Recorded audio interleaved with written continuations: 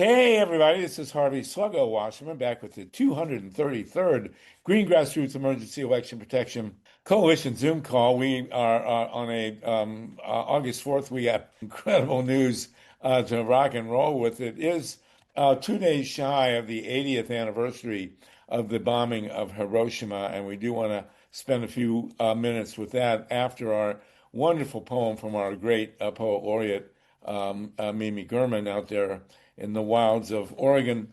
Then we're going to really go deep now on the upcoming 2026 election and all the various issues and nuances surrounding it.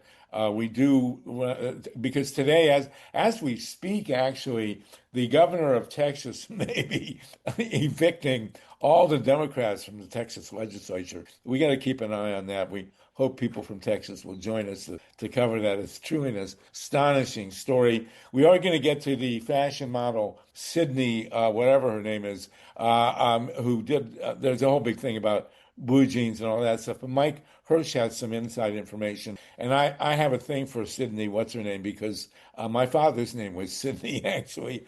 And then we're going to rock and roll. We're going to get to energy stuff. We're joined by the great activist and godfather of the renewable energy industry, Ron Leonard, with some news from New York. So we got to rock and roll here. It's really great. We're almost up to 50 folks. And Mimi German, we also have Mayor Heidi with us. We'll get a quick hello from Mayor.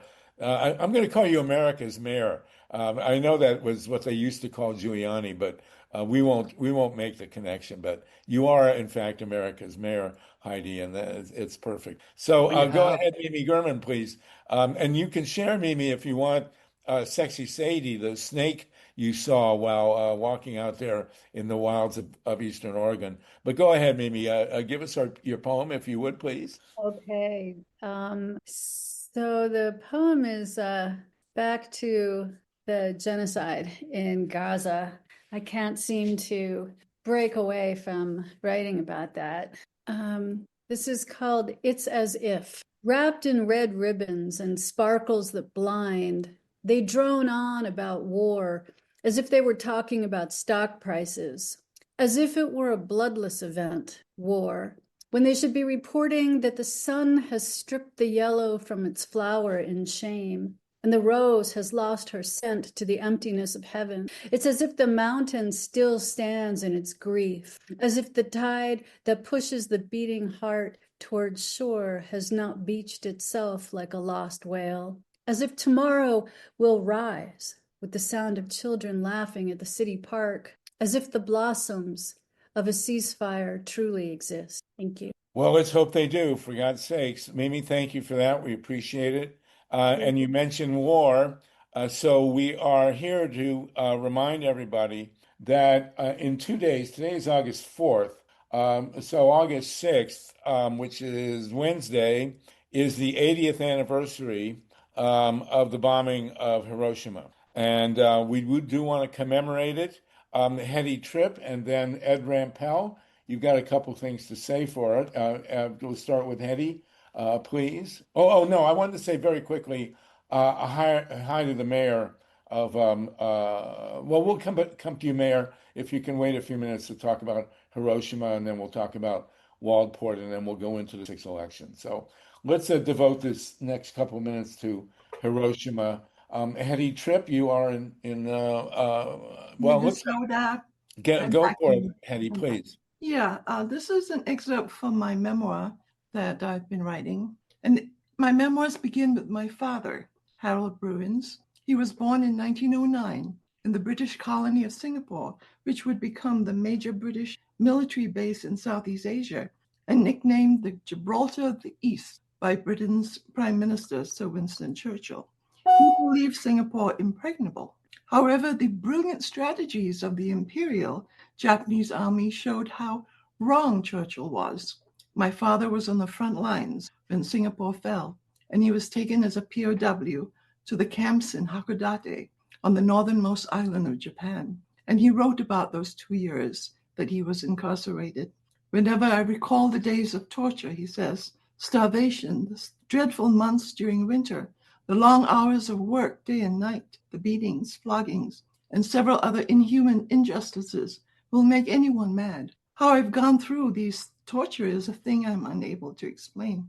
My father would not have felt, heard, or seen the world's first atomic bombs dropped from high by American B-29 bombers on the Japanese city of Hiroshima on August 6, 1945, because he was in Hakodate, about 1,000 miles from the epicenter of the atomic explosions. 35 years later, in 1980, when I was 32, I joined the anti-nuclear movement in Massachusetts, and here I worked with Sluggo, Harvey. I was aware of the powerful forces of nuclear fission, and more importantly, the radioactive residues that could affect generations of our children. Such powerful destruction in the hands of unwise leaders is still with us, for we have not learned from the explosion on Hiroshima, which immediately killed an estimated 80,000 people, including women and children. Tens of thousands would later die of radiation exposure. Not satisfied, this new imperial power, the United States, dropped another atomic bomb in Nagasaki 3 days later, August 9th, 1945. It killed 40,000 more people. Japan's Emperor Hirohito announced his country's unconditional surrender in World War II in a radio address on August 15th, 1945, and cited the devastating power of a new and most cruel bomb. The surrender, formally signed on September 2nd, 1945, brought the end of World War II, and the irony that such death and destruction brought freedom for my father and my birth 3 years later. Today, a tea shop is on the site of one of the Hakodate POW camps. My family visited it this summer, and all who heard my father's story were deeply moved. Thank you. Thank you, Hedy. Much appreciated. I did visit Hiroshima in 1975 or 6, and then we were in the middle of that. We were going to demonstrations against the Fukushima reactors, Amy and I, where we predicted where it was a million Japanese were yelling, "Don't build atomic reactors in a tsunami zone." Threatened by earthquakes. And did they listen? No, but now they have.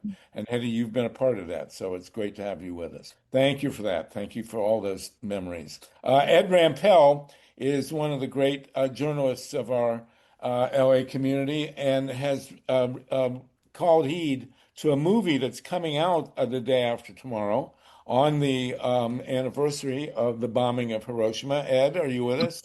Ed Rampell? Yes. Can you hear me? We can. Can you tell us about this movie and why you think it's important? It's coming out in 2 days. No, it's playing today on PBS. It's Okay. called Atomic People. It'll be broadcast tonight on PBS. Check your local listings, and it'll also be available online.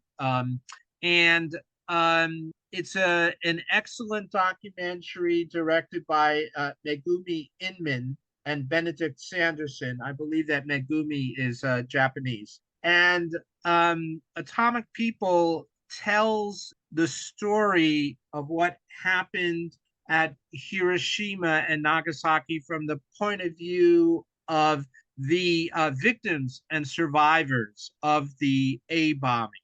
And the film is much more forthright and courageous than Oppenheimer was.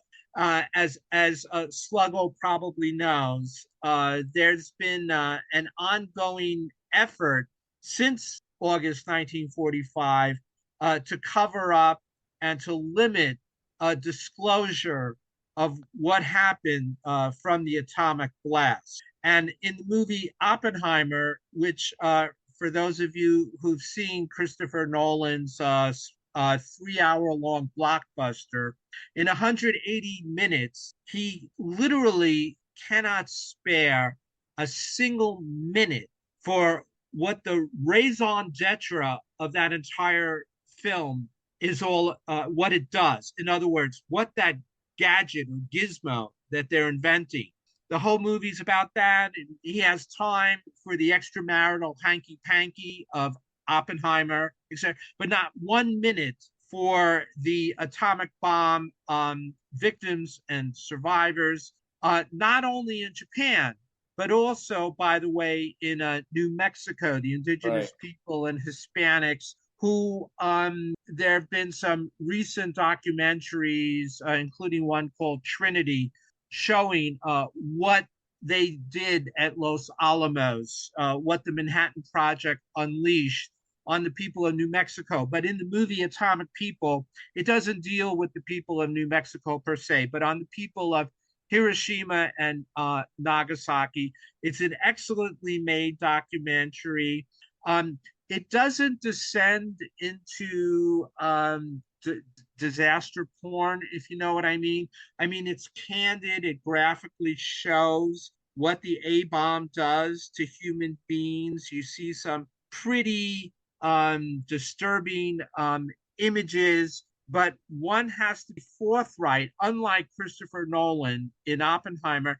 And there was, by the way, another film, I believe the same year, about the concentration camps that got a lot of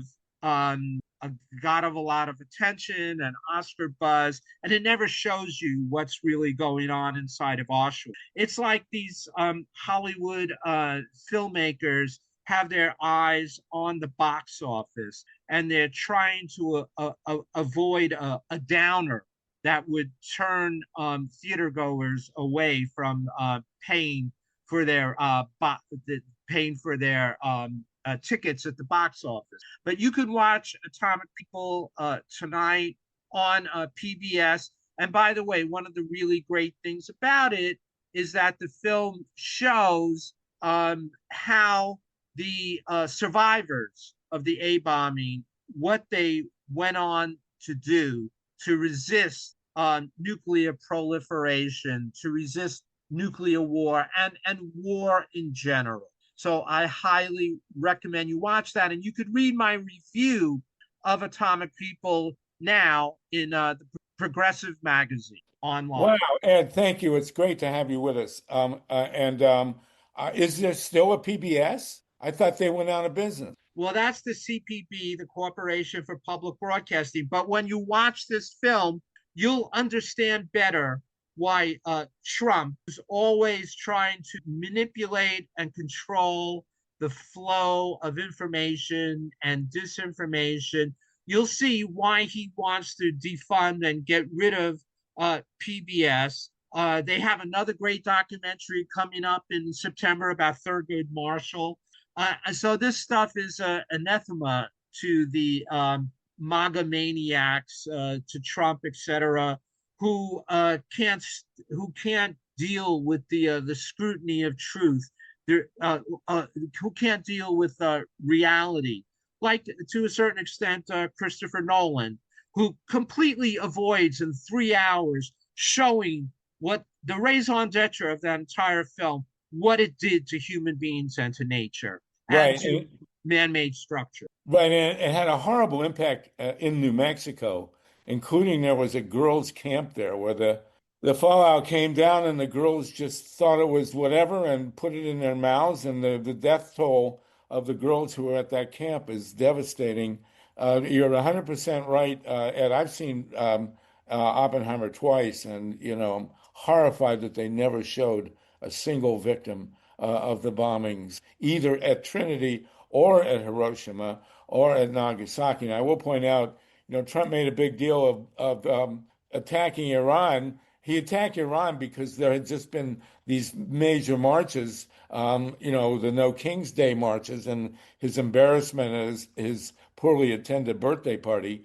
And so he had to change everybody's attention, turn over the table. And that's why he bombed Iran. He claimed that it had an impact on the Iranian weapons program, but in fact, the bomb that destroyed Hiroshima was done with 150 pounds of enriched uranium. The bomb was called Fat Boy because it was, large, but Iran has way, way, way more enriched uranium in stock than Trump ever got to. It would take one Hiroshima bomb to completely devastate Israel. The bombs that destroyed Trinity and at Nagasaki involved each less than 15 pounds of plutonium. 15 pounds is nothing, and you can get it basically in the black market now on eBay. So, it's ridiculous. Ed, you're always great. Thank you for your review. Can I add one thing? Please. In Atomic People, one of the A-bomb survivors points out that at the time that they were attacked, there were basically three atomic devices in the world, and today there's 12,700 approximately. Right. And the U.S. nuclear program did not end with Nagasaki. In 1946, the United States went on to wage nuclear war against the Marshall Islands. Yes. And there are wonderful documentaries, Dennis O'Rourke's film called Half-Life, and I believe his name is Robert Stone, directed Radio Bikini, right, which I think was Oscar nominated. And they continued to use human beings as nuclear guinea pigs to find out what the radiation does, etc., to human beings. So don't miss it tonight. Yeah, really. People. Thank you for that. Thank you, Ed. And I do want to point out, by the way, that the MAGA movement tried to remove mention of the airplane that which Hedy mentioned, the bomber that carried the bomb to Hiroshima Enola Gay was called the Enola Gay, which was the right, mother of the pilot, who was from Columbus, Ohio, by the way, and because they didn't want to say the word gay, but it was her name, for God's sakes. You got to be kidding me. Okay, thank you very much for that. And stay with us for a minute. Ruth Strauss and then Feinerman, and then we're going to get to briefly Mayor Heidi, and then into the politics of the elections. Ruth Strauss, go ahead.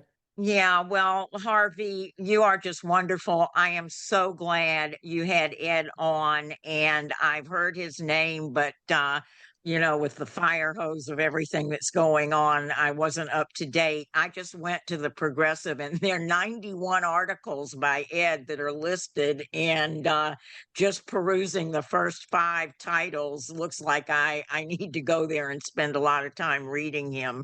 But the other thing I wanted to do is every year, KPFK does a dramatic reading, and it's 6 hours both night for 2 nights of The Last Train from Hiroshima. Now, that has been panned a little bit because I guess initially there may have been some inaccuracies or over-exaggerations or whatever, but it is riveting. And it gives really, you don't need pictures. I mean, it gives riveting explanations of what it was like for people in Hiroshima and Nagasaki. And so I, encourage people to. It's on at midnight. Something's happening at midnight on KPFK. But I encourage people to listen to that if you're a night owl or if you can, and also donate because of that. But anyway, Harvey, thank you so much for having Ed on. And that's not really what Ed looks like. He's hired an actor to stand in for him, but he's a very handsome guy. Ed Rampell, it's great to see you. Go ahead. Thank you, Ruth. LYNN FEINERMAN, and then Dave Saltman, and then we're going to move on. LYNN? Yes, thank you, Harvey. At Grief's recommendation, I saw Atomic Football, and I have some significant quibbles about that movie.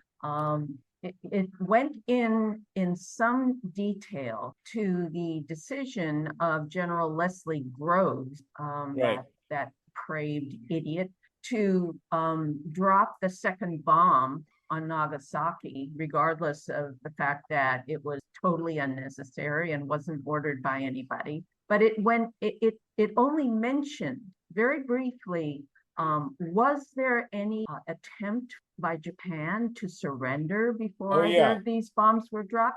And in fact, there was a huge, extensive negotiation going on as the bombs were dropped. And I just feel it's misleading. I resented that.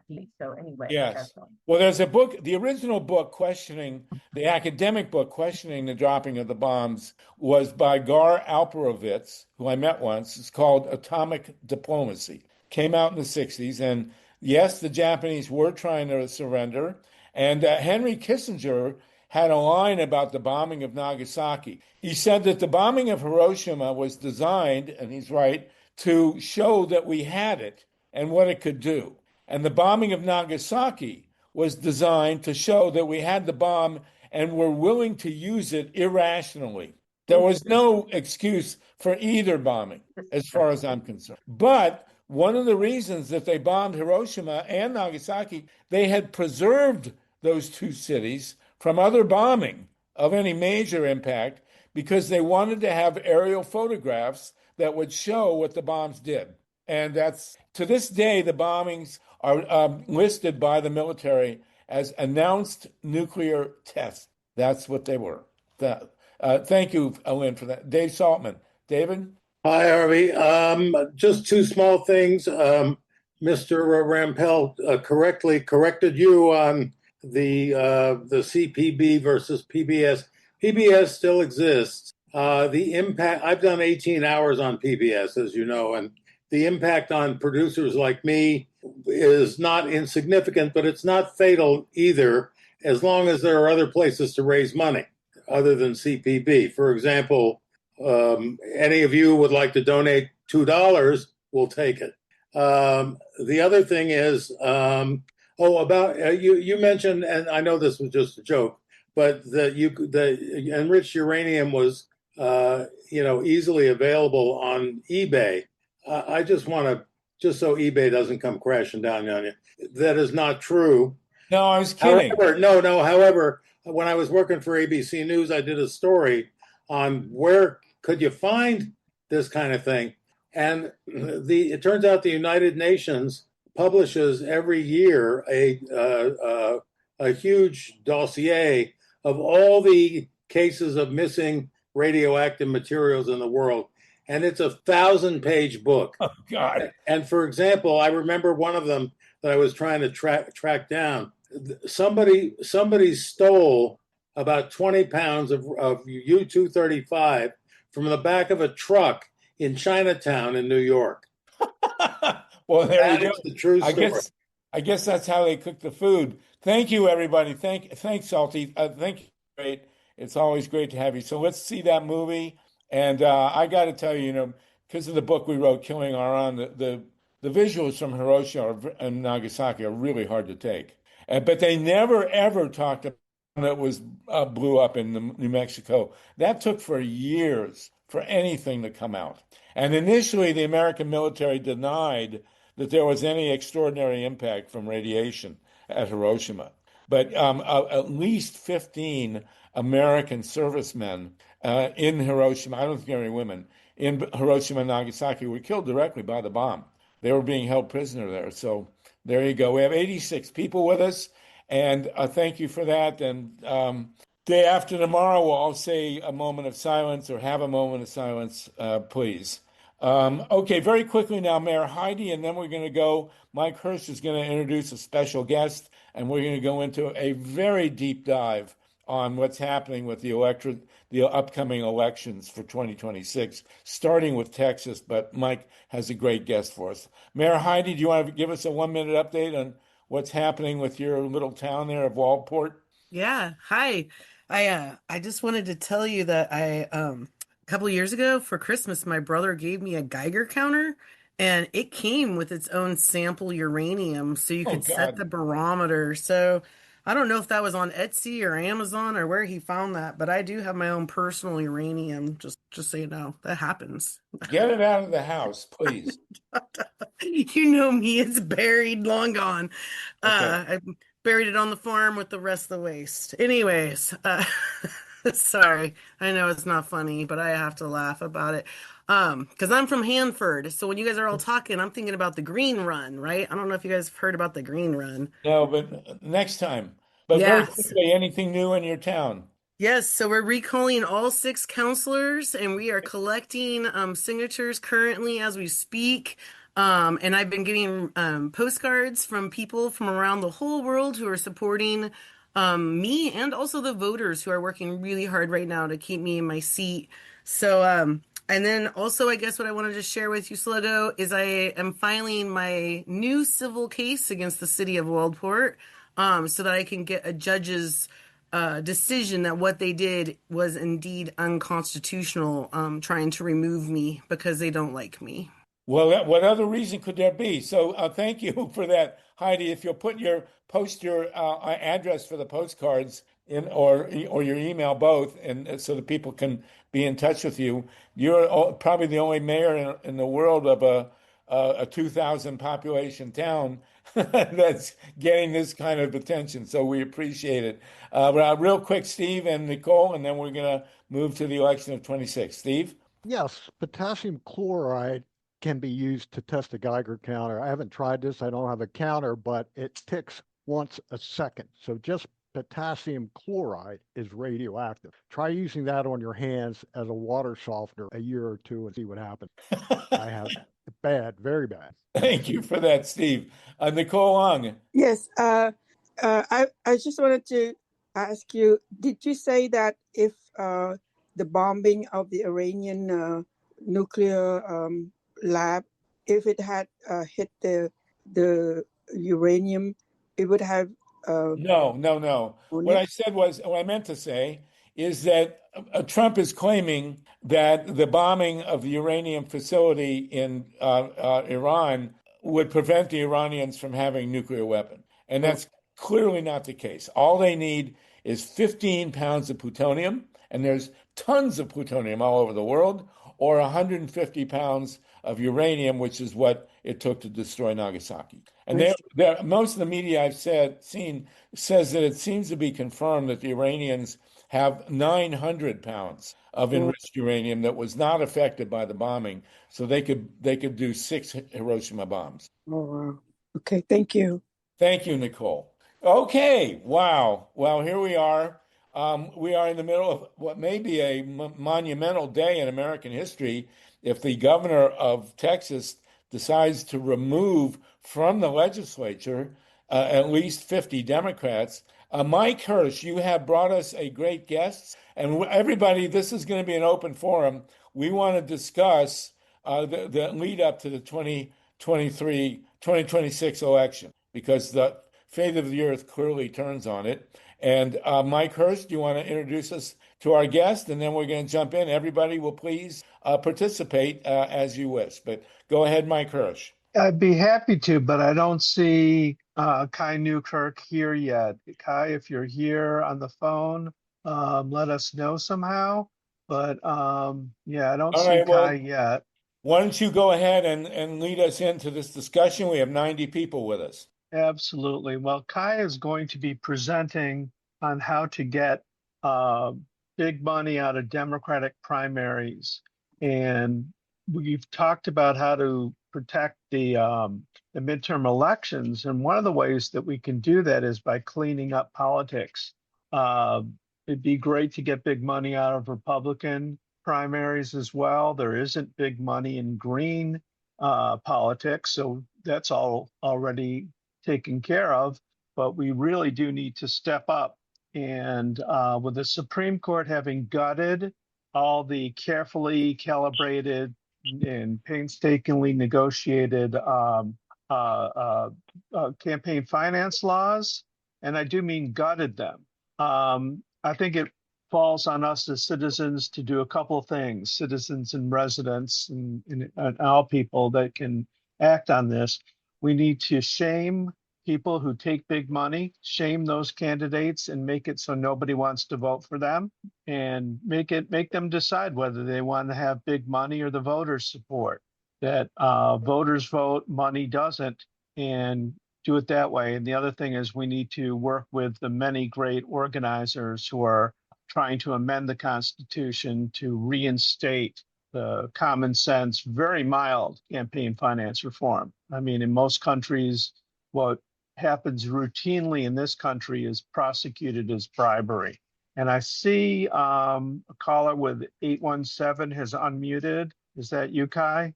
They disappeared. I don't know if somebody deleted them or they just. All right, so there is somebody on the phone with the 817 number. Can you hear me?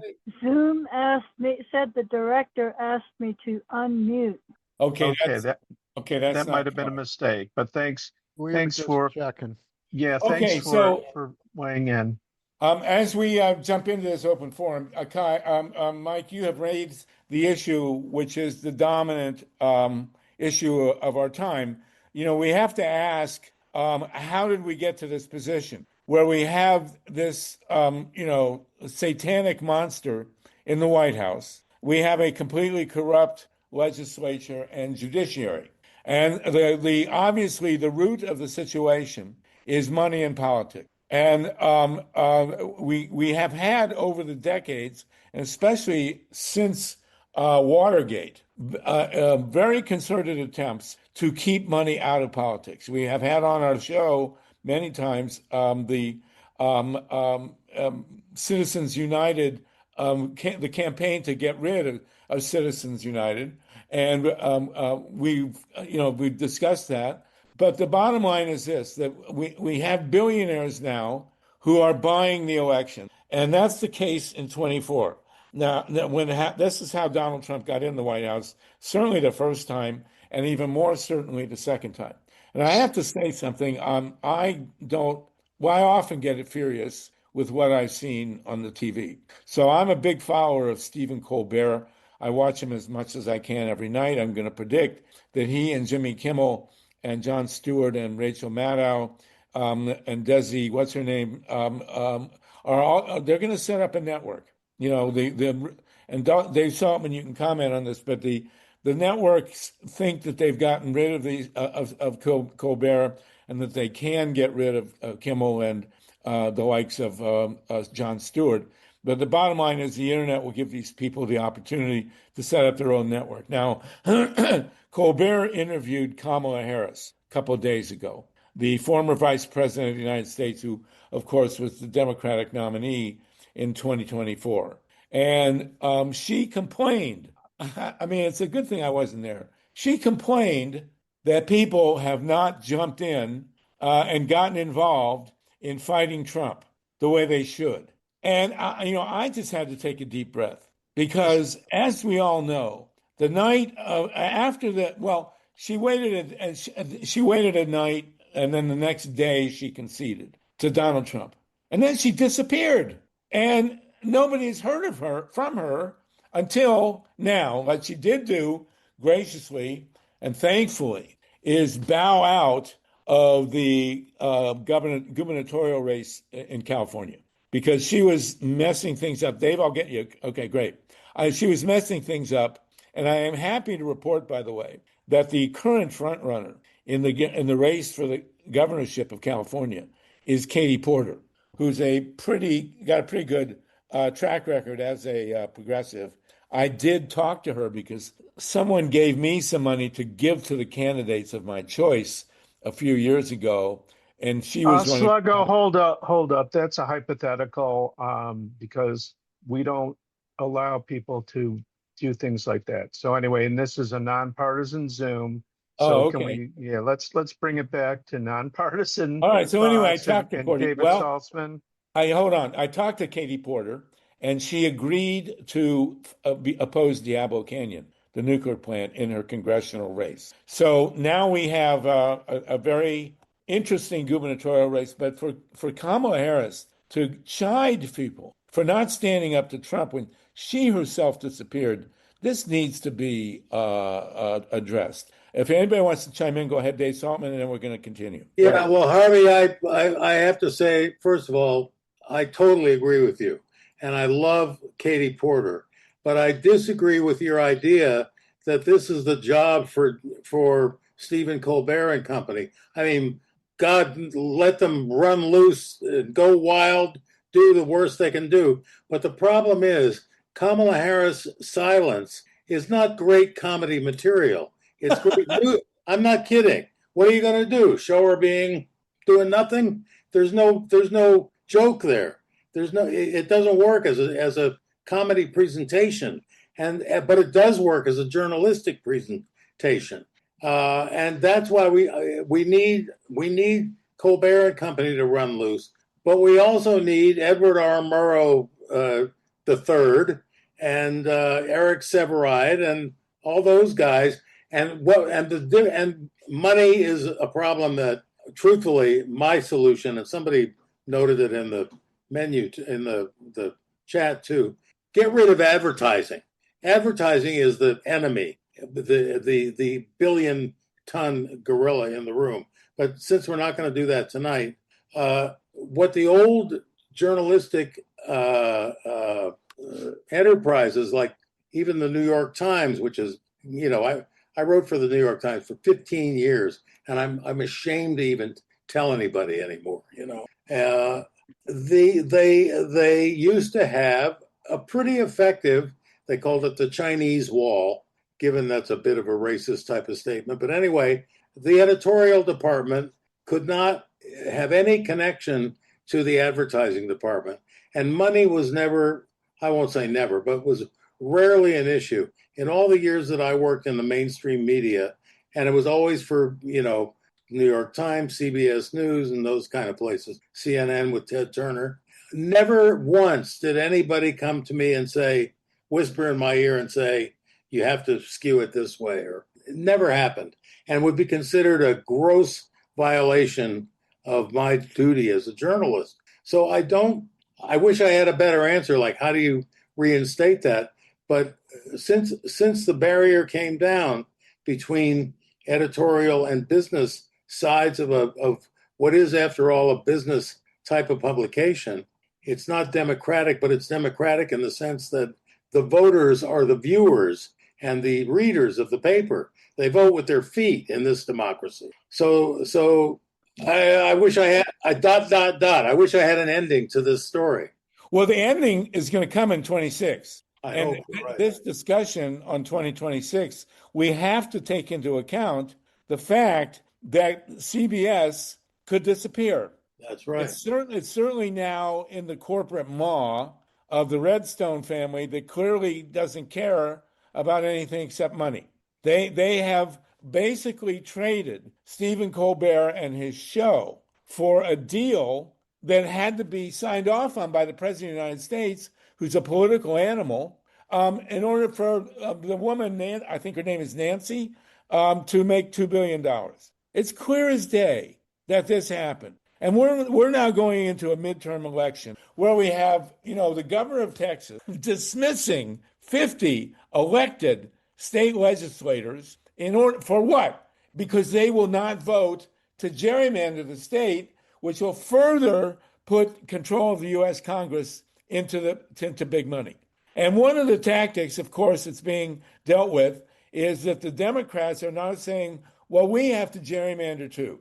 This call originated in 2020 in part to fight gerrymandering. And I am not a fan of this idea of that now California and Illinois and New York have to come up with gerrymandered seats to counteract the gerrymandering in Texas and Florida, among other places. And Ohio, by the way, which is not talked about, but Ohio is a nightmare. So here we have a situation where the one of the bellwethers of American democracy has been CBS News, where you worked, and the New York Times, where you worked, and which has published my op-eds. And I think I was interviewed once or twice on CBS. And I was on the other end. I was on the other end. You were introducing me. We were both in our Michigan shirts. And here we have a midterm election that's going to decide the fate of the earth. And the whole American media infrastructure that supported American democracy is on the brink of disappearing. What does that say? I think one thing it says is that the money that can be made from the non-broadcast structure that has now emerged is bigger than the old kind of money. There's not that much money. Who would be a good guest to get on here is somebody from one of the somebody like from Ogilvy, who could explain how advertising dollars have shifted in their. But it's beyond advertising now. I mean, Elon Musk bought Twitter. Yeah. Jeff Bezos, for God's sakes, bought the Washington Post. Right. You have a billionaire in L.A. Seems like a better guy, but nonetheless, Patrick. He's not. He's not a better guy. All right. Well, whatever he is, we have the L.A. Times now. We have the L.A. Times now, owned by a billionaire. I mean, what's going on? Well, keep in mind, the guy who owns the LA Times unendorsed Kamala Harris after the editorial board endorsed her, and basically, turned the editorial department into cheerleading for the Trump cult. And if you look into his record, it's pretty dark. He was sued by a number of different people, including his brother, for defrauding people having to do with medical devices, I believe. Yeah. But it's a whole, yeah, he's no better than any of the rest of them. All right. So here we Yeah. have two of the major media outlets in the country, the Washington Post. I mean, Bezos, here's a guy who rents the city of Venice for a $50 million wedding. I mean, who doesn't? You want to throw a little soiree? Why not rent Well, a major city in Europe? Well, I was talking to Dave about this, and I asked him what city he thinks that Jeff Bezos will rent for his divorce, and probably Pisa. So with the Leaning Tower. Well, Dave chose Reno. I think Reno's probably a better. Well, yeah, that's a possibility. He could be trying to save some money by going a little cheaper. But yeah, Right. you mean Sluggo, you aren't going to rent out Vienna for your birthday party? Vienna, what? Vienna, maybe Venice, Austria? California. The Yes, cookie. exactly. Well, here's the thing: Steve, we're laughing, but the New York Times was also bought up by a billionaire, somebody named Slim from Mexico, who reputedly had dealings with the drug cartels, and the drug cartels also reputedly traffic human beings. My understanding is he sold out much of his stake, but who knows what he did while he was there in terms of hiring and firing people. So another one bites the dust. And I think you alluded to CBS taking a knee before Trump. It got Colin Kaepernick in a lot of trouble, but I guess CBS thinks that they can get away with it. It's not only CBS, it's Columbia University. The universities are doing it. It's Well, extortion racket. slow down. I'm not done excoriating one Columbia, then we'll move on to the next one. But the Columbia Broadcasting System, I think because they wanted to slide through a big merger, that's why they decided to pull the plug on Colbert's show. And 60 Minutes took a bent down for Trump and bowed and scraped before His Majesty. okay. Now, Steve, give it to Columbia University. Yeah, well, that and Harvard too is starting to bend. It's an extortion. It was covered this morning on Democracy Now! And Pacifica Network.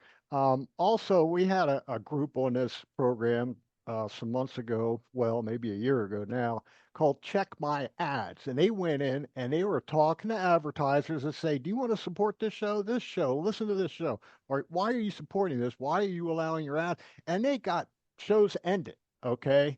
They cut millions of dollars worth of funding because they pointed out who these people were and what they were doing. And the advertisers said, I'm out of here. You raise a very good point, Steve. And what I'll see in the chat is people saying, well, we need to do this, we need to do that. Well, we do need to do all that, but before we can do a lot of the things people are suggesting, we need to repopulate the Supreme Court with fewer fascists and some people who actually give a diddle about the Constitution. And if we can't get that done in time, we need to amend the Constitution, which can take a while. But what we can do is just what you said, Steve, shame people. Shame them and make them, for want of a better term, radioactive. A lot of them support nukes, so let's make them radioactive. Make these candidates unelectable by saying that they're a bunch of sellouts. And that we don't have a whole lot of tools in our arsenal. Our imaginations are wonderful, but we can't dwell in a utopia where we have the Supreme Court respecting the Constitution anymore. It behooves us to be realistic and use the tools we have. And that Check My Ads is a wonderful way to go. I do want to mention here, Nadine has jumped in and put in her 2 cents worth for Betty Yee in response to my kudos for Katie Porter. So we do want to have balance here. But I don't see and Dave, you're a media expert and others, I don't see how we balance the disappearance of PBS and the billionaire ownership of the Post and the LA Times. You know, we're going to have to come up with something. I mean, the day of the internet, there are alternatives. Now, there is the Pacifica network, but you know that's another issue that we could start to discuss. But you know, I don't think that Colbert is going to disappear, and I also don't think that he's going to sign up with a major another network. So the question is, who's more powerful, Colbert or CBS? Well, And let me raise another issue and just see if this fits in your mix somewhere. And maybe you don't agree with this, but it seems to me that the turning point in all this was the repeal of the fair use. yeah, I mean the Fairness doctrine. yeah, the fair response. What do they call that? I'm forgetting the name. fairness doctrine. The fairness doctrine. Fairness doctrine. Yeah, Reagan did it. You're right. It was that was something that cost. You had to pay for that time, and it kept everybody, you know, relatively humble. And also the other difference I noticed, which is almost coinciding with that, when I worked for CBS and for CNN, both times I worked when William Paley was still running CBS and Ted Turner, the founder, was still running CNN. And that made a big difference. These were billionaires, but they had hearts. I mean, you know, truthfully, yes, William Paley was a cigar salesman, you know, and that's how he started. He bought up a radio network because he thought it would sell cigars, and he saw it as a great advertising medium, but he also saw it as a great medium for comedy and for news. And when World War II broke out, especially, he owned the world in terms of the media. And that went on. That's what made CBS's, you know, reputation. So I don't know how you can ensure that, of course. It'd always be the original owner. But I worked at both of those companies when they started getting into Mergerville, the Tisch merger, and then the Time Warner merger, and it became a colossal cluster, you know, on both times. Same kind of thing. So I think it has to do with the I don't know if this is even a thing, but the lack of personality or the lack of persona that's connected with these big money organizations. You know, Salty, hold on just a second. I think I don't want you to move on past a really good point you made about the mergers. Yeah. We have a handful of these mega corporations that dominate everything we see and hear on the radio, on the TV, and print. And these gargantuan behemoths are, you know, they're so remote from the public interest anymore. You know, it used to be a lot of journalists were basically blue collar people. You know, they weren't these multi-million-dollar TV stars that we have today. They lived in the community. They had the same economic and social interests as the average, you know, everyday person. Exactly. You witnessed these right. changes. So, Hold on, Sluggo. Just you witnessed these changes, Salty. Can you just walk us through some of that and what you think the impact has been? I worked with Charles Kuralt very closely, who was the absolute salt of the earth. He was the last of the Murrow boys to be hired. And he and we got along famously. He was a brilliant guy, and he was a real down-home, you know, North Carolina boy. I think his father was, I may be getting this wrong, but he was something like a taxi driver or something like that. And I also worked with Charles Collingwood, who had been the CBS chief European, he was chief of all correspondence at one point. And he was the chief European correspondent during the war. Same kind of thing, you know, really down home. These guys were very brilliant and, you know, super, super smart and well educated and tough, too. They didn't cave into this.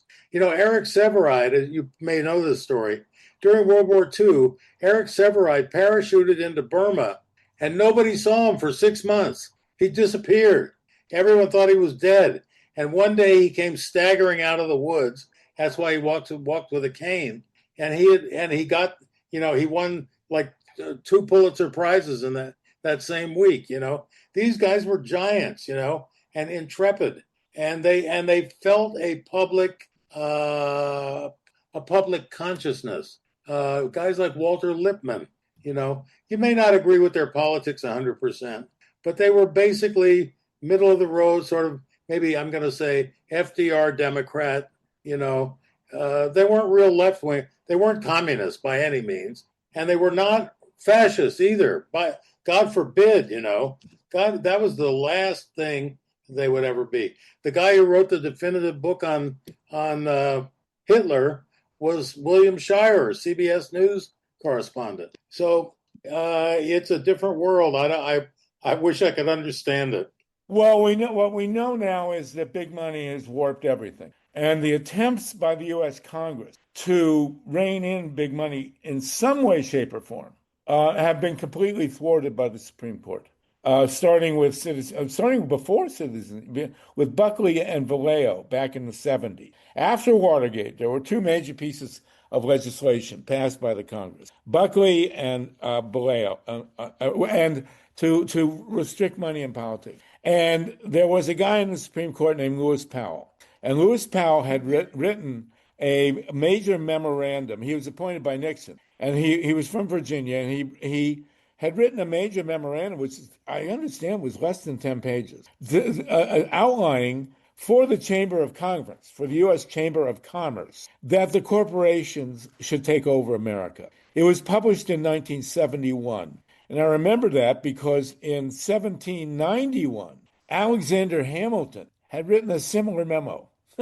It was about the rise of commerce in the newborn United States, which Alexander Hamilton was all for. He was basically a royalist, Hamilton, and he may have been gay as per the show on Broadway, but we don't know. But nonetheless, these decisions with Lewis Powell on the Supreme Court, the attempts to rein in big money were devastated by the court.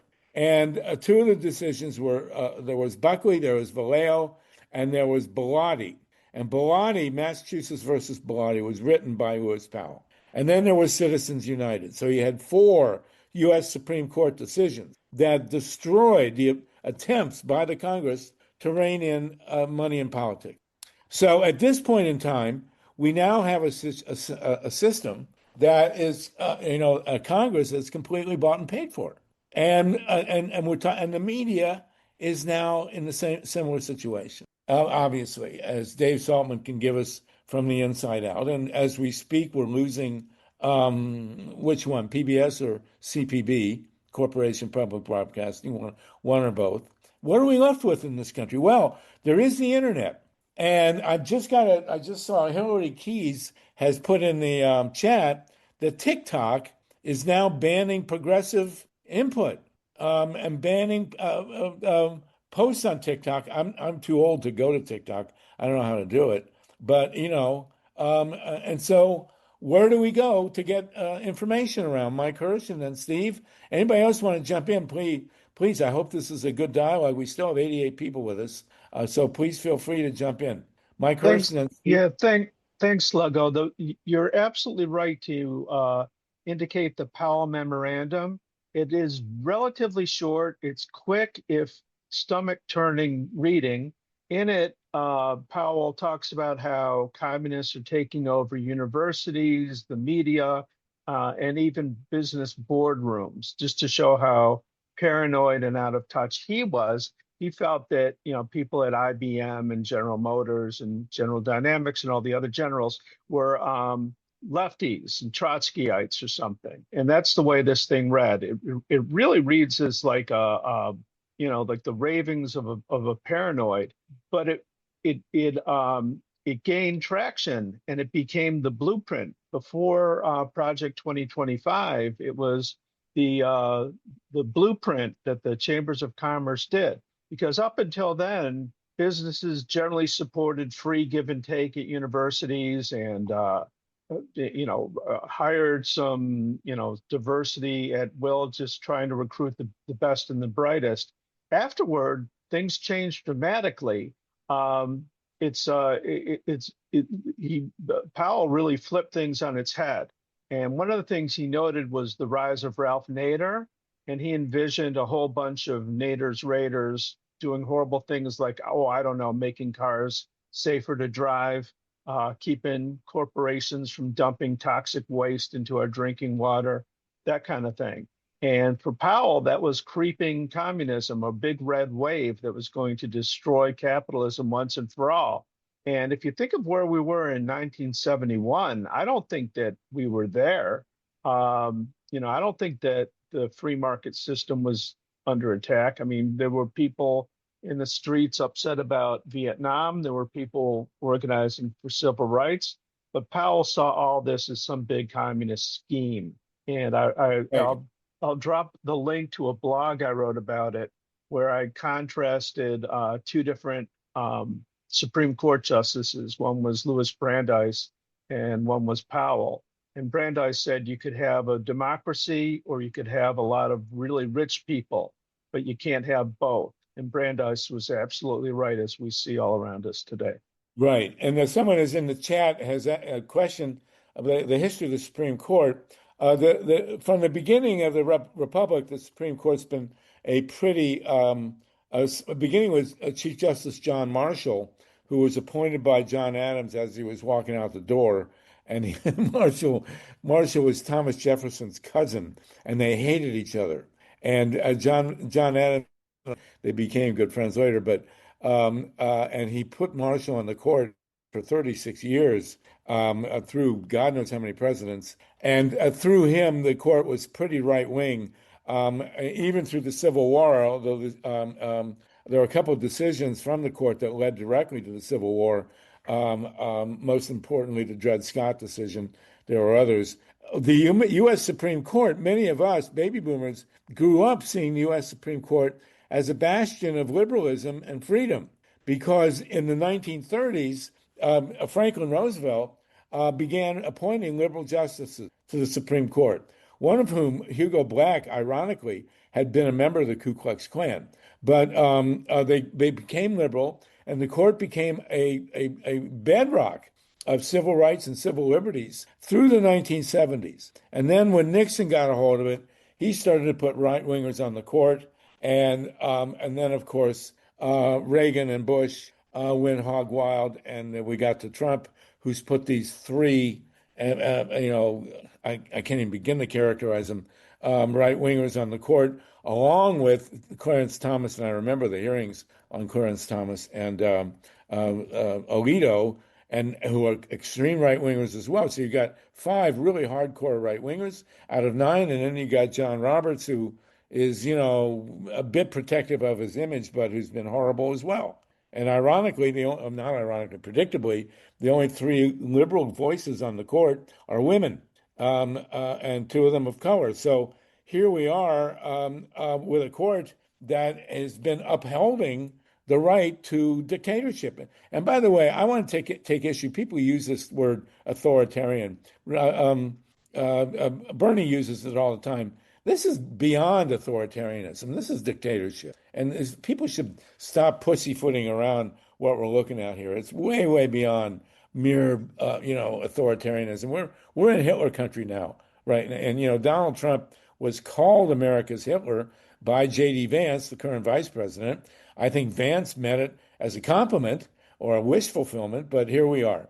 And so the court, like I say, it has been a bastion of freedom and liberty only between the 1930s and the early 1970s. And God knows what we're going to be living with now. And I will say this, it is worth mentioning. They're talking now about the possibility that Thomas and Alito will resign. They're both in their 70s, while the Republicans have control of the Senate. And if they do that, they'll nominate younger, horrible right-wingers. I mean, Thomas has gone his whole career, as has Alito, without a single decision of warping away from the extreme right-wing position. In the past, when you had conservatives, every once in a while they come up with something decent. Thomas and Alito have been spotless in their extreme right-wingism, and if they step down before the Senate can be neutralized, they're going to put 40 something right wingers on the court, and then it's going to be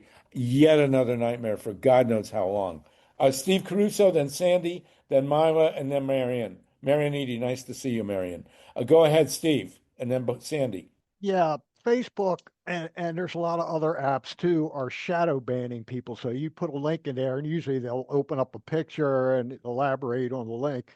Now, if they don't like the link, like say your post about Peter Thiel or Palantir or something, it's just text. You don't get the privilege of having your picture put up there or your opposition. So it's definitely a slanted thing, just like Twitter, people getting kicked off Twitter all the time and that whole deal. So Wow. yeah. Yeah, of course, I was kicked off Daily Kos 15 years ago. I still haven't figured out why, but there you go. Thank you for that, Steve. Yes, the social media stuff has also been, become extremely questionable. We do seem to have what's this new one?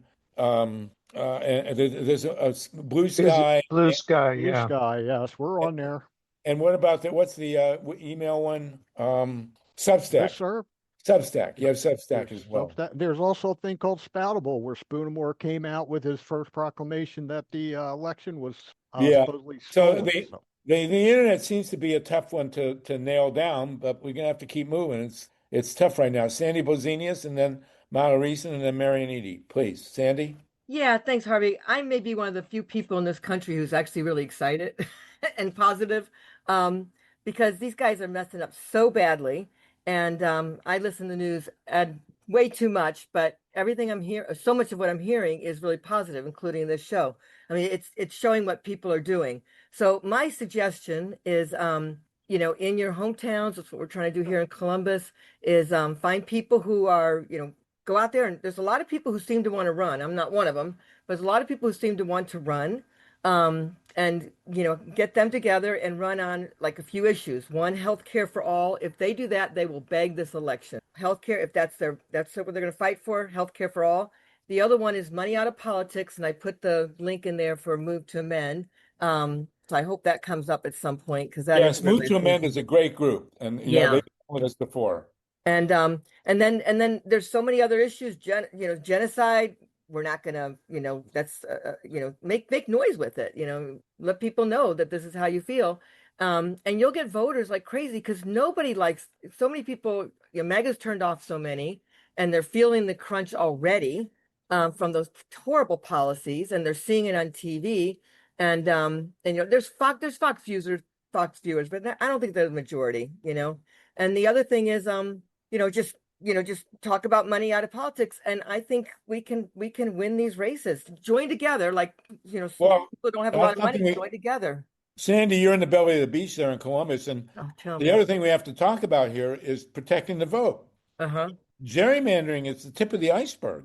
We're talking about mass disenfranchisement, as we saw in Georgia, as reported by Greg Palast, as we saw in Florida 2000, perpetrated by Jeb Bush, and the Democratic response to Jeb Bush's theft of the 2000 election was to attack Ralph Nader. And Sluggo. Yeah, go ahead, MYLA. We're joined by KAI NEWKIRK, so MYLA, and then Marion, and then can we get KAI on?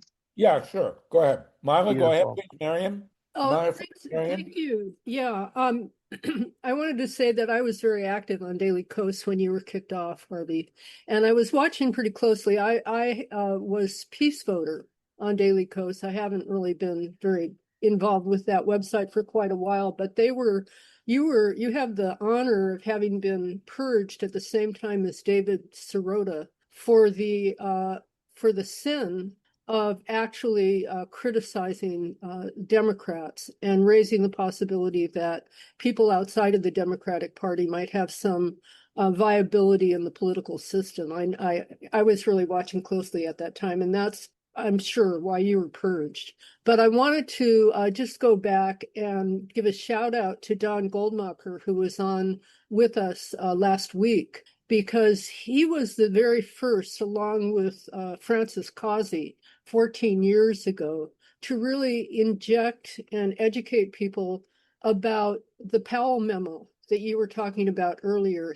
he and Francis Causey produced a wonderful documentary called Heist, Who Stole the American Dream, that Robert Reich kind of modeled his subsequent documentary after, which was pretty anemic compared to what Don Goldmacher and Francis Causey produced back in 2011. But if people, it's still very relevant today. It's going to be reissued soon. Oh, good. Heist, Well, we'll have Don on to talk about it. Great. Okay, And so Myla, it's great that you remember. I could never figure out why David words, and then I tried to figure it out, and then they said I violated the rules. I haven't been back on since, except Carl Grossman got us on. But it's amazing. Thank you Well, for Slugger, Marion. real Let's quick. go to Marion. Marion, and then Kai. Before we get to Marion, I want to make sure, Kai, how long do we have you for? I'd like to be out by 3:30. Okay, that's fine. Marion we can do Eadeey, and that. then we'll have you Kai with us. Go ahead, Marion. Okay, can you hear me? Yeah, how you doing? I'm okay. Concerning the crisis and the collapse of the news media, it really hit home to me when I heard that NPR, public radio, they're closing their doors because of zero funding. And before all the good people that are on those shows disperse, I think it's really important that we try to get private funding for those networks. And I know that the blue states, like in Massachusetts, they were urging people, give to us, the public's radio. But the places that really need us are the red and purple states, where sometimes that's the only freely available news that people know about that they can get. And I'm wondering what can be done to save what was public radio, public television.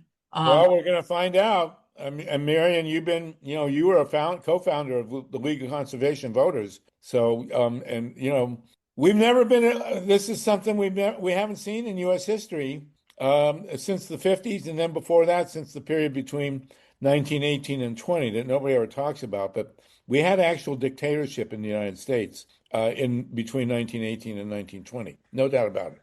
And then close in the 50s, and now Trump is pushing the envelope.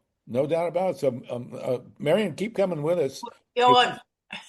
I want to know who can fund or who can help the public radio in some of those states before it just disappears. Good question. That's a great question, Marion. But we can barely fund ourselves, so we're the last ones to answer that question. But that's a question that needs to be answered.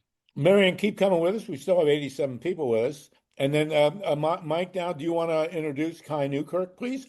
Absolutely. It's my great honor and pleasure to introduce my friend KAI NEWKIRK. A lot of people talk about doing things. A lot of people have a lot of really great ideas, but Kai is one of the people that I admire so deeply because he doesn't succumb to what Dr. King called the paralysis of analysis. He figures out what to do, rolls up his sleeves, and he gets it done on a whole range of issues. The less popular, the more he seems to like them, the more long the odds seem to be, the sweeter the triumph when he wins. And he always does it with a smile. He does it in a way that inspires and uplifts others. And I'm going to stop talking so he can do some of that magic for us now. Thank you, Kai. Take it away, please. Okay, Kai, we've been discussing, the perils of the collapsing media and the takeover of big money of the American political system. So go ahead and jump in. Tell us what you're working on first, and then how you can proceed. Sure. Mike, thanks for that generous introduction. I'm grateful to be with all of you today and for all of the good and hard work that PDA members are doing across the country. I was asked to join today to make sure y'all know about a call that we're doing just a little bit later today, less than 2 hours from now. We're doing our Stop Big Money AZ national call. And it's organized by our Stop Big Money AZ campaign, which is a group of folks centered in our Arizona Democratic Party Progressive Council that are organizing to ban billionaires and corporations from buying our primary elections. Many of us have been in the fight to try to get big money out of politics, to try to end this kind of corruption, to make our politics one that is responsive to people as equal citizens, to all people, that isn't dominated by wealthy interests, for many years, fighting at the level of federal legislation, of state legislation, trying to reform the Supreme Court, overturn rulings like Citizens United. And we've made a lot of progress, in my view, in terms of building up a strong majority of Americans that want to see that change. And we got close to making some significant progress with the Freedom to Vote, John Lewis Freedom to Vote Act a few years ago, but we're stymied by the filibuster and Kyrsten Sinema and Joe Manchin and so on.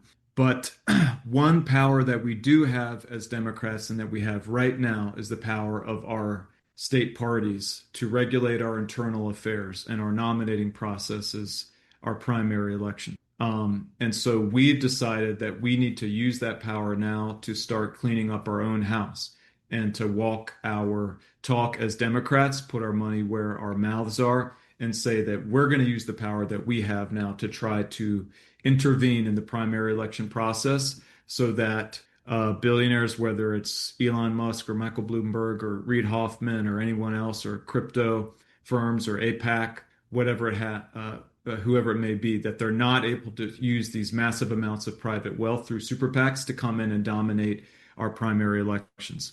And so we took the first step in Arizona of passing a resolution at our June 7th state committee meeting that commits our party to this goal. It establishes the goal and the principles of what the policy needs to be and creates a process to develop the full policy and enact it through a vote at our September state committee meeting. So that's coming up. So we took this first big step. It's a big win. We are we're in the process of developing the policy and pushing to organize the support to enact it in full in September. And at the same time, we've seen how this has inspired Democrats across the country who are saying, hell yeah, we want to do what they did in Arizona, right? Okay. Now remember, we are nonpartisan. We're happy to have you. You're identified as a Democrat. We also have Republicans on, and we're happy if you want to bring some Republicans into the Republican nominating process. That would be great. But we know you're in Arizona, and we look forward to you keeping your work up. We've had John Brakey on with us quite a bit, by the way, to do protection of elections in Arizona. But Sure. Go ahead, continue. Yeah, no worries. Hey, I mean, I've worked with Republicans. It's great for them to go for it, do what they can. But this is something we're trying to move through the Democratic Party. That's okay. That's fine. In Arizona and then in states across the country and at the DNC level. And North Carolina Dems already passed a resolution modeled on ours.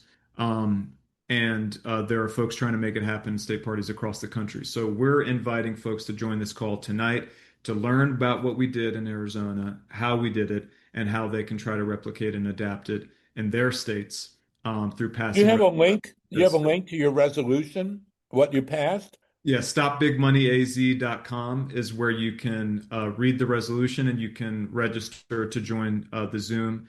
That's at 5 Pacific, 8 Eastern tonight. Bernie Sanders has confirmed now that he's going to be on the call. We're excited about that. Lawrence Lessig, a key leader in the national movement around money and politics, Harvard professor, will be on. Larry Cohen, former chair of the Communication Workers of America International Union. Leaders from our Stop Big Money AZ team and folks from around the country. And we think that the more states that we pass these resolutions in and then move forward to try to develop the full policy and enact it, that it's the better the chance we have to actually implement in some of these states and really change the game in how our primaries happen, so that a situation like what happened with Cori Bush or Jamal Bowman, working class champions, progressive fighters that were defeated and pushed out of Congress by big money interests, in that case mostly crypto and APAC, that we can make it so that that doesn't happen anymore. Well, I'll tell you, one of the fears, you know, of course, that the Democrats are talking about doing gerrymandering in California, Illinois, New York, et cetera, to offset what happens in the Republican states. But my fear is that the Democrats will use this gerrymandering to get rid of progressive Democrats, as they did in Ohio to Dennis Kucinich. Can you talk to that? Yeah, I mean, it's these things are related and the interconnected universe that we live in, but I think there's a separate dimension, right? This is going to change the process in terms of what happens around the ability of billionaires, corporations, big money interests to drop these millions of dollars in primary elections and determine the outcome. The question around how to respond to the egregious efforts of Republicans to gerrymander to ensure their House majority, I think, is a difficult one. We want to have fair processes, right, that empower voters, and at the same time, we have to ensure that we have 2026 and 2028 elections, and that they give us a chance to defeat the authoritarian and fascist forces that Trump and MAGA represent, in my view.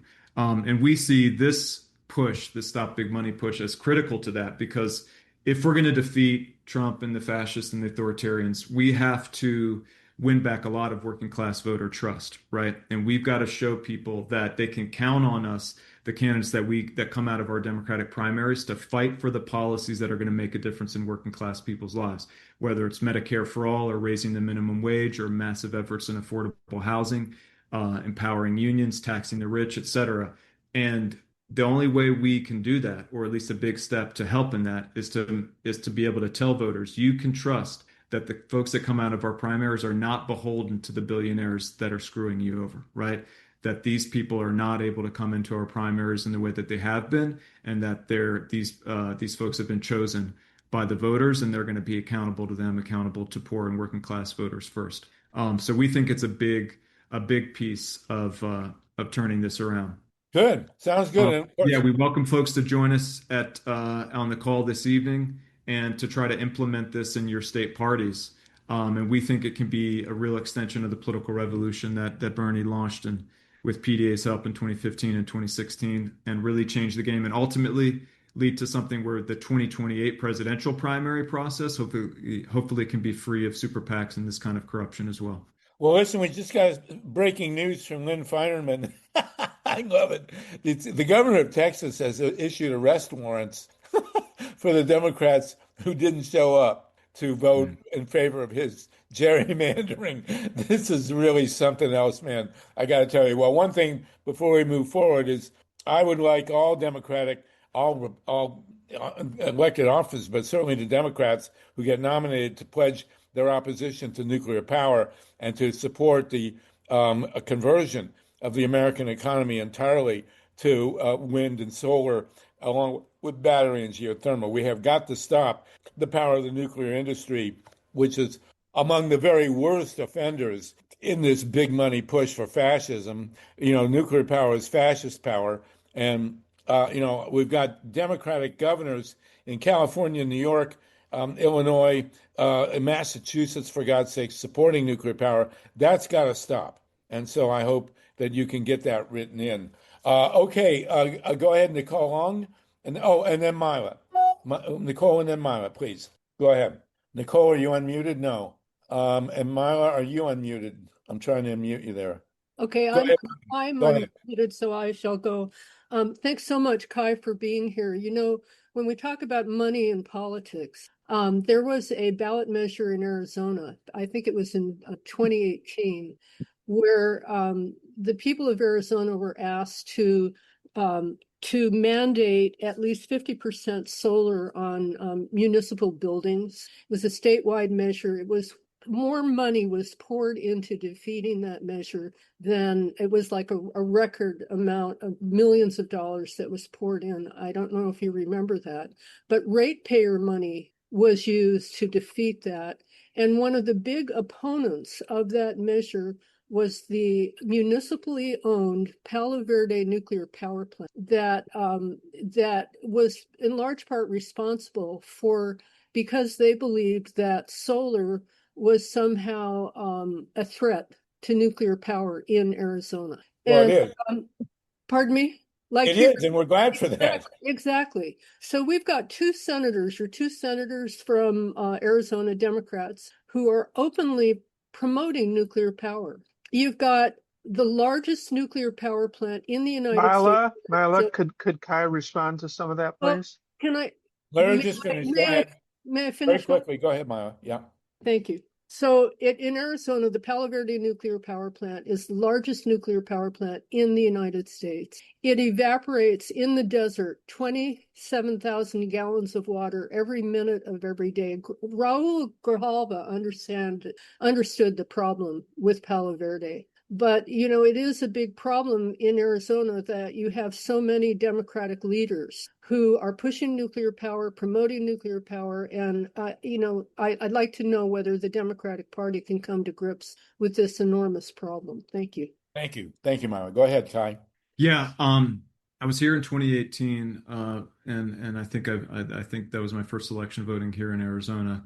Big advocate of solar and user myself, but I don't know about that history with the campaign. The policy that we're trying to push would just change stuff around Democratic primary elections, right? So it wouldn't have to do with ballot initiatives and stuff like that. Obviously, the problem of big money in politics is much bigger than just our primary elections, right? But we think that winning on this can build the political will within the party and gain more support from voters so that we can then implement at all those legislative levels policies that would address a situation like that.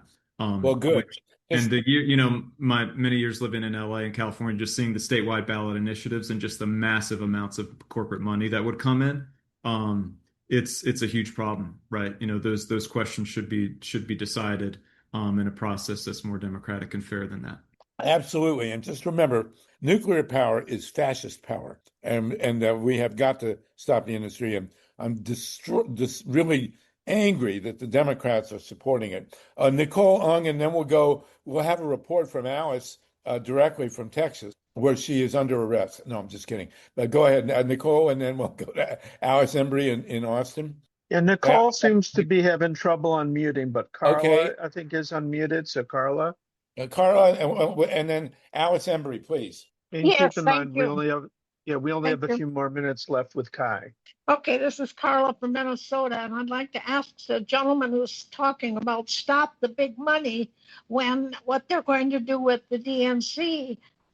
In Minnesota, we've been trying it for years, and our two senators are big into big money. And the Ken Martin, who was just elected by a huge majority of people, will not come out and say he will stop taking big money. So I'm wondering if you're coming to Minnesota in September to the DNC meeting and start raising a ruckus about stop the big money, because it's a major thing. I agree with you 100%. Beautiful. Thank you, Carla. I don't have any plans to go to the next DNC meeting myself, but we'll see what happens. But I do know that there's effort happening, partly inspired by what we've done here in Arizona, to try to do something at the DNC level, addressing our primary elections. And Bernie Sanders actually did a letter with 7 other senators signing on, calling for these kind of changes within our House as Democrats, that referenced our Arizona resolution in the week or two after that. So there's a lot happening on different fronts, and we're trying to drive all that forward and put the first big win on the board in Arizona in September and try to move it in as many different state parties as we can, with folks hopefully coming out of our national call tonight, and then simultaneously be pushing at the DNC level. Great. Sounds great. Before I call on Donald Smith, Kai, do you I think want to get Alice in. Alice had her hand I up. got that, but we got 2 minutes left with Kai, so I just wanted to ask him, Kai, would you be willing to come back like next week and report on what happens tonight on the Zoom? Do you think you might be able to do that? Of course. All right, we'll be glad to have you back. And before you go, you want to get the report from Texas. Alice Embree, are you in federal custody now? No, but we do have a domestic army funded by ICE now, and God knows what they'll try to do. This has happened before in Texas. If you have a chance to listen to these very courageous legislators, please do. Please support them. That, in my opinion, there are risks to redistricting, but this is, those states at least need to threaten it. The ones that, they're in New York in Illinois and in California. Right. So, anyway, Well, I'm not in jail. So, but you're in Austin. Has the governor actually now issued these arrest warrants? Well, I mean, this is Ken Paxton, the Attorney General, elected statewide official who is both indicted and impeached, and was caught on film evading a house warrant arrest when they slipped out the back door. So, there's nothing illegal about quorum busting, except in Ken Paxton's demented authoritarian mind. And so, it's going to play out in the courts, and they'll say, of course, they'll threaten that. Of course, they will threaten to unseat everybody. But, we'll have their backs because these are brave representatives. And in case you didn't know, I mean, just very briefly, the governor could have called an election for Sylvester Turner's seat. 800,000 people in Harris County have been unrepresented. He did not do that, but the minute Trump said 5 new seats, he hustled his butt to call a special session, even though the special session should be devoted to disaster planning and relief. And I'm going to take more time, but I can only say, Kai, please we need a project 2028. And we don't just need it for the Democratic Party. We need to be very overt about no money. And it needs to be a platform just like Project 2026 had all their stuff. So if people can craft that, it's not, great if we can get the Democrats to do it. But even better if we put out a bold plan that's really a national plan. That's all. Well, I'm sure that your news from Texas, and Kai, Alice is in the belly of the beast there, and your representative congressperson died, and they haven't replaced him yet. So there you go. Kai, you want to say anything to our Texas hostage here? Well, thanks for what you're doing, Alice, and solidarity with the Democrats who are walking out of the legislature there. I think we need bold and courageous nonviolent civil resistance at every level in all our institutions right now. And I think this is a good example of that. And we know that the authoritarians are going to crack down, but when we are strategic and we're moral and we take well-considered nonviolent action, then that repression should backfire on them, just as we're seeing the ugliness and the violence of ICE and Trump's mass deportation campaign is backfiring on them. So we got to be strong. We got to push forward. What we're trying to do in terms of the Stop Big Money is just one small piece of this big puzzle, right? But what it can do is make it so that Democrats can win back some trust from voters when we can say, hey, you guys hate this corrupt system. Well, and we want to pass federal legislation and state legislation and reform the Supreme Court in terms of that national platform, Project 2028, right? And you can trust us that we're serious about that because we've taken these measures with the power that we do have to regulate our internal affairs, what we do as a party. So we think it all fits together, and we're trying to make that happen and make it more of a movement party. And we know there's folks that are always going to be nervous about change, or that are resisting it, or that are benefiting from the status quo as consultants or candidates or orgs or whatever. But this is super popular, not just with Democrats, but all voters, but especially with Democratic voters. So what we say is, look, if you think the status quo is acceptable, and we should do nothing, that's fine. But almost nobody agrees with you. And so what we're saying is we have to change it. We have to intervene, and we'll work with anyone in good faith about what the specifics of the policy are, right? But what we're not going to accept is doing nothing. And so, well, you have to remember, let's look at the Democrats' legacy as someone who's been in election protection for a long time. In 2000, Al Gore did not stand up. In 2004, John Kerry did not stand up. In 2016, Hillary Clinton did not, and in 2024, Kamala Harris headed for the door. So we need a better record from the Democrats. Alice, I do want to congratulate you, by the way. Texas has now acquired Ghislaine Maxwell, and I'm sure that, that her star quality will help you fight. But go ahead, Kai, please respond to that. And I've been on the brunt of it, up close and personal. The Democrats have not paid attention to the election protection movement. And the beyond money. But Texas legislators are. And if Yes. you listen to any of them, they are very bold in what they say. And it's very refreshing. And they are not the DNC, and they are not Chuck Schumer sending his letters to whoever he sends his letters to. I mean, they're in the fight. We appreciate people who are in the fight. Here. Thank I've you. got to drop off after this, but just to say, yeah, look, I mean, the history is a mixed bag. You know, like I say, I'm a FDR, MLK, AOC Democrat, you know, and I'm proud of so much of what they did, right? And there's a lot of Democrats that have done and continue to do things that disappoint or dismay or outrage me. But this is our party too, right? And a lot of what we're fighting for is more popular with actual Democratic voters than what. Well, you're in a position you need to help deal with the legacy of the Democrats not standing up for national presidential elections. They can't do that again. Kai, it's great to have you. Come back next week. Many thanks, everybody. Hope to see some of y'all this evening. And also say hi to Ken Bennett. He's the Arizona Republican that we had on with John Brakey. He was very good, by the way. He's probably ready to jump parties now, so you may want to track him down. Right on. See y'all later. Take care, Kai. Okay, thank you, Mike Hersh, for bringing Kai on with us. Mike, you want to say something, and then we'll go to Nicole Ung.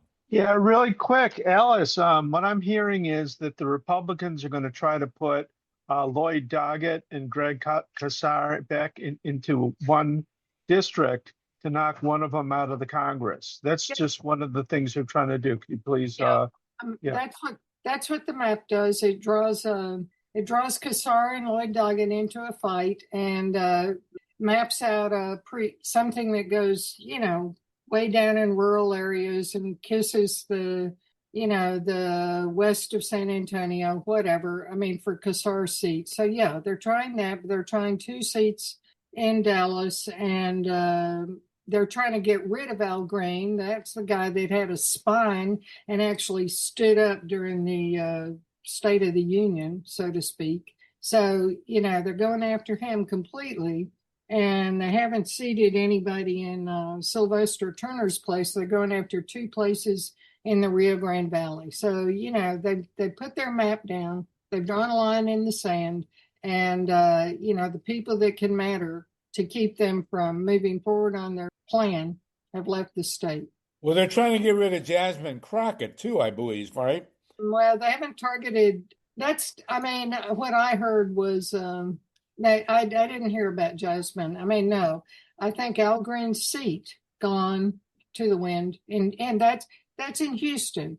Now, I don't mean to sound like a Texan. Oh, Texas is so big. Well, you are a Texan. That's why we're having you on. I mean, I don't mean that, but Harris County has more people in it than 26 states. So Right. when you screw around with the representation of those people, you're really screwing around with democracy. Absolutely. Well, I'm in a county with 11 million people, which is, I think, slightly larger than Harris County, but I know exactly what you're talking about. And, you know, Jasmine Crockett actually spoke out about this already. Anyway, I think she's going to run again with Stephen Colbert. That'll be great. But Alice, we want you to keep coming back, please. We need our main line to Texas. And as you recall, you know, Texas is one of 4 states that used to be a country. There are 4 states in the United States that were once a country. I didn't teach me this when I was growing up, but the reason Texas was had a war to be independent of Mexico was that Mexico had made slavery illegal. That's right. That's kind of stuff you don't hear when you're growing up in Texas schools, but you know, that's what that fight was about. Well, the Mexicans, when Texas was part of Mexico, the Mexicans invited guys to come down from Tennessee because they wanted more people.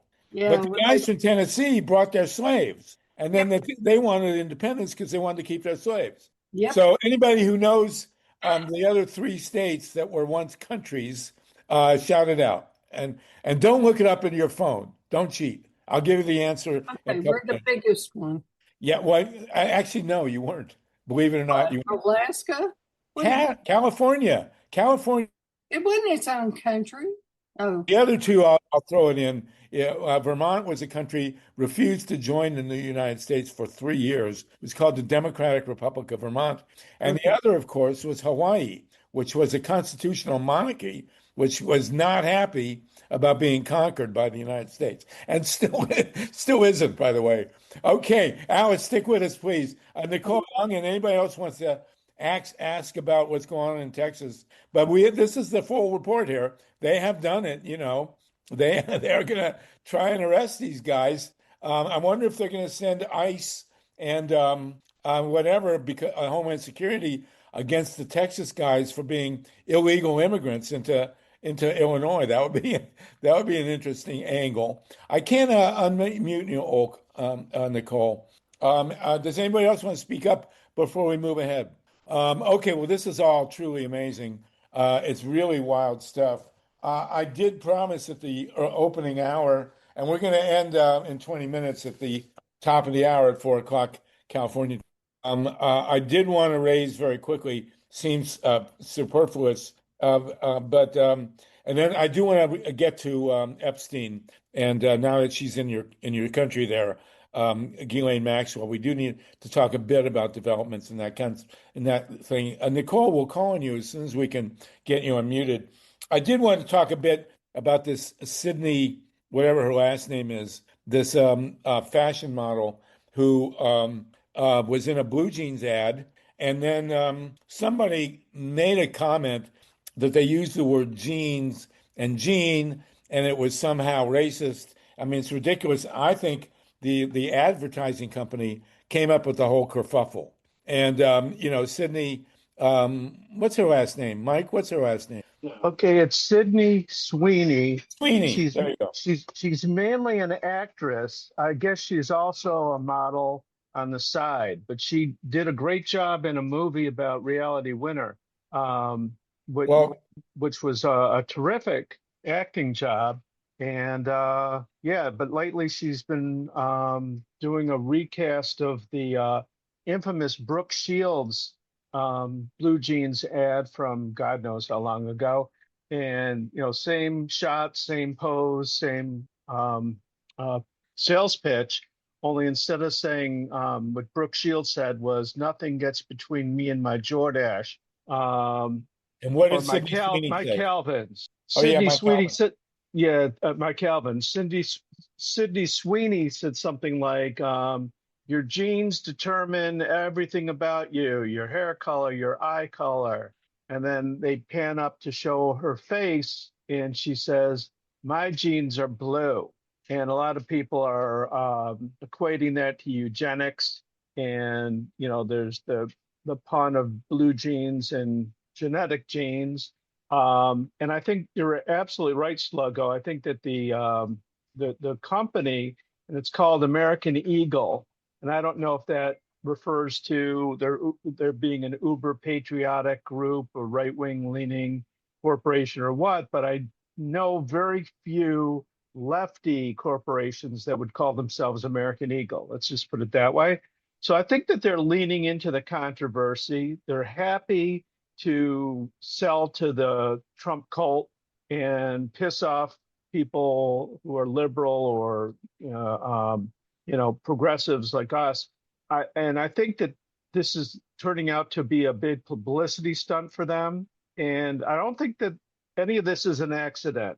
No. And their decision to hire Sydney Sweeney for this makes sense from their point of view, because she's already been kind of a flashpoint where she's an attractive, talented actress, in my opinion, at least. And she posted something on social media a year or two ago. I think it was her parents' anniversary party, and there were people walking around with red hats, and people thought that they were MAGA hats. They might have been MAGA hats. And you had the usual shock jock types on the right who are always chasing clicks and making money off of fake controversy. And they were claiming that people on the left don't like attractive women. And that sort of thing. So that's what we're looking at here. I think this is a carefully constructed trolling attempt trying to make money and sell some blue jeans. Well, first of all, why people would buy blue jeans just because some woman who's nice looking is wearing a pair? I mean, I want to know if they're going to last, and are they going to shrink? Are they going to lose their color? I mean, now the ad doesn't say anything about that. But there's this Well, meme. same here, Sluggo, but I don't think we're their target market. No, the meme is that the left freaked out because the mention of genes was going to be, interpreted as racist, and aren't these leftists uptight? I don't think that's a bunch of nonsense, but that's what you hear from these guys. There's this one guy, Greg Gutman, who's really nasty. I mean, what a piece of work he is, and screaming and yelling. So, basically the ad is soft porn. I mean, it's just purely sexual. Has nothing to do with the quality of the blue jeans. And you mentioned, Mike, that she was in a movie and she played Reality Winner. Reality Winner is a great whistleblower, and she really, a tremendous, brave, courageous asset for democracy. And I was glad to hear that Sydney Sweeney, and again, Sydney was my father's name, so it's very, I can't remember the last name, but I'm glad that she played that part, and I hope it sank in. But this is just another, worthless. You have to remember, by the way, I always love this when right wingers get on screaming and yelling about sex, that 11 million people in the United States regularly watch Pornhub. The pornography is the number one attraction on video by far in the United States, and there are three major porn stations apparently, and their audience dwarfs anything else on the internet or on broadcast TV.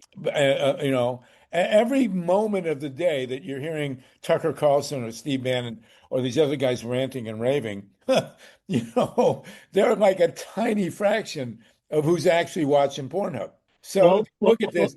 You look at this ad for Sydney Sweeney. It's soft porn. That's what it is. But who cares? Mike. Well, Sluggo, there are a few things that underscore exactly what you're saying. One is that VHS machines, the first people to buy those were people who wanted to watch porn, and they sold at a premium and then became a regular consumer item. Another thing is that a lot of hotels make a lot of money on those pay-per-view porn stations. Not that I would know anything about that personally. If you're not watching porn, you're not an American. Come on. Well, that's it. Maybe Sorry, I'm not. But don't quote me on that. Larry David had a really funny show on his Curb Your Enthusiasm where he was out on meeting somebody on some project, and they were comping his hotel, and they weren't going to comp the porn or whatever, and he denied he was watching porn. It was just a whole big thing about that. But apparently the Marriott chain had a big to-do about it because they're Latter-day Saints, and they were like, should we allow people to watch porn in our hotels? And the answer was, hell yes. That's where we make a lot of our money. So they, you can't get beer at an A&W. You have to get root beer, but you can watch porn in a Marriott hotel. For many years, I wrote for Hustler, and Hustler, they were based on their book, and they were going out of business. And the one thing that kept Hustler alive was the revenues from the Hustler station in hotels. So these guys want to scream and yell about Sydney Sweeney's soft porn blue jean ad. Go ahead, but it's completely ridiculous. Well, another thing is that the prostitutes in areas where the Democrats or the Republicans have conventions do very, very, very well. And my understanding is that the professional women working the Republican convention do exceptionally well. I think it would be a great exercise. And Dave Saltman, as a journalist, someone should go and do, after the upcoming conventions in 28, somebody should go and interview the hookers at either convention, and then compare what they say about the different parties. That would be really, really interesting. And I don't know if anyone makes predictions here, but Salty, that's something that the networks should really jump at. Chris, if somebody's got to do it, I might as well volunteer for the job. We'll try and get you funded, but you're not allowed to participate because that would make you unobjective. You'd have bias. The survey would be tainted, as they say. Yes, they did. Okay, so much for Sydney Sweeney. We only got 10 minutes left. I want to very quickly move. We mentioned that Ghislaine Maxwell is in prison now in Texas. And I watched, Susan and I watched a couple of nights ago the documentary on her. We had watched the one on Jeffrey Epstein. And I got to say, man, she's a monster. I mean, anybody that's expecting Ghislaine, I guess it's Ghislaine Maxwell, to come forward, the only reason is going to be disappointed. The only reason that people are interested is she going to come forward and say that Donald Trump abused these young women? And, that's the only interest. I mean, she can talk about, Clinton and whoever else, Alan Dershowitz. People care a little bit about Clinton, but the question is, will she indict Trump? And I don't see any indication that she would have any political orientation at all. She has one agenda, which is to get the hell out of there. And she'll say whatever. But I gotta say, until she completely speaks publicly about anything and everything that she knows, they're going to kill her. I mean, she will wind up with the same broken neck that Jeffrey Epstein had. I don't believe for 1 minute. Sluggo, real Epstein, quick. Sluggo, real quick. You said she's in Texas. Are they driving her by any book depositories or anything? Well, she's in what they call it a club fed, a low security, whatever, completely vulnerable. If she thinks that she's going to hold something over Trump's head and survive, she's delusional. And like I say, I don't think she has any political agenda. She's just going to get out of there. MYLA and then Steve.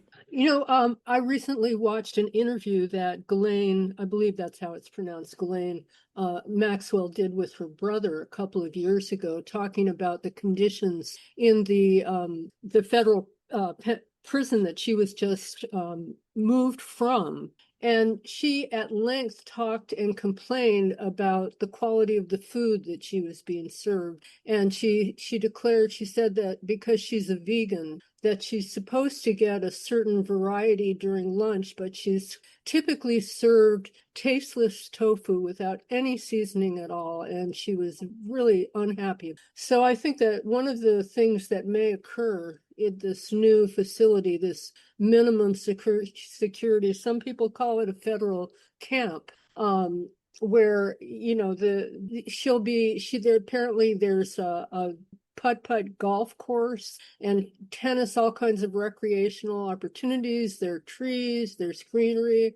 It's if you've got to be in prison, it's far more appealing, I suppose. But I think that maybe she will have the opportunity to have her own personal chef come in and provide food more to her liking. And that might have been one of the stipulations that when she met with Todd Blanche, not once but twice, in order to arrive at this agreement to be transferred, that one of the things that she was requesting was food more to her liking. Well, once again, and we still have 69 people with us, and we're about to sign off. So if you want to jump in, now's the time. If she's got something on Trump, and that's all anybody cares about at this point. Well, I guess the victims and a lot of people care very very importantly about the punishment she gets, and is it consummate with what she did. But she does not care in any way, shape, or form about the politics of the situation. And the interest now is, will she indict Trump? And if she has material that could indict Trump, I guarantee you she's not going to live. I mean, that's just not going to happen. But that's up to her. We'll see what happens. Steve Caruso? Yeah, prisoners from El Salvador were talking about what happened in their stay there. They've got deported to Venezuela. And I mean, the amount of torture that they got, and this and that happened and so forth and so on. Thank God they got out alive. Of course, they're doing much better, in Venezuela. We think that this communist is taking over the country and he's just torturing everybody. No, that's here. That's El Salvador. That's, where the Hatch Act was violated by Trump and Eric Prince and Peter Thiel and the Logan Act and all that stuff. So how can we distinguish between a presidential act versus self-preservation in Trump's prosecution of Ghislaine or the dismissal of prosecution of Ghislaine? This isn't a presidential act. This is self-preservation on Trump's part. And there's just no denying it. You got it. Okay, everybody. Well, thank you, Steve, for engineering. It's 3:56 California time. Still have 67 people. You guys have such a great attention span. Mike, thanks for bringing Kai on. And Alice, thanks for the report from Texas. Be careful down there, for God's sakes. And if they do arrest you, I think you need to request going to where, tell them you're a lifelong friend of Ghislaine and you want to season her tofu for her. But we'll have you back next week. This is an amazing day. You have to put this in perspective. The governor of California has issued arrest warrants against 50 plus Texas. I'm sorry, Governor of Texas has issued arrest warrants for 50 members, elected members of the Texas legislature, because they refused to vote in favor of gerrymandering the state. I mean, what kind of drug are we on as a culture? It's astounding. Anyway, that's what I get for eating while we're talking. This has been an amazing session. Thank you, everybody. So I'll go real quick. I wanted to give out an invitation to Sydney Sweeney if she wants to drop by and give her take on the TV commercial, or even more on her role as reality winner. Well, it's astounding, and I've never seen that in anything written about her, that she had that role. They all telling us that she's a Republican. Trump endorsed her because she's a Republican, and the company's stock went up 20%. I'm sure whoever it was at the company that put out the ad is going to get a huge bonus for coming up with this ridiculous controversy about how people on the left were, concerned about racism and blah, blah. It's a complete, absolute piece of nonsense. Anyway, we do wish Ghislaine Maxwell a long life. And again, if you know anything about Donald Trump, you better spill it now. Everybody, thank you. An amazing 2 hours again. Thank you, Steve, for engineering, Mike, and we will be back in a week and we'll see. We'll try and have all 50 of the legislators from Texas on. So, Alice, if you can help us with that, that would be. No nukes, everybody. We will see you in Solartopia.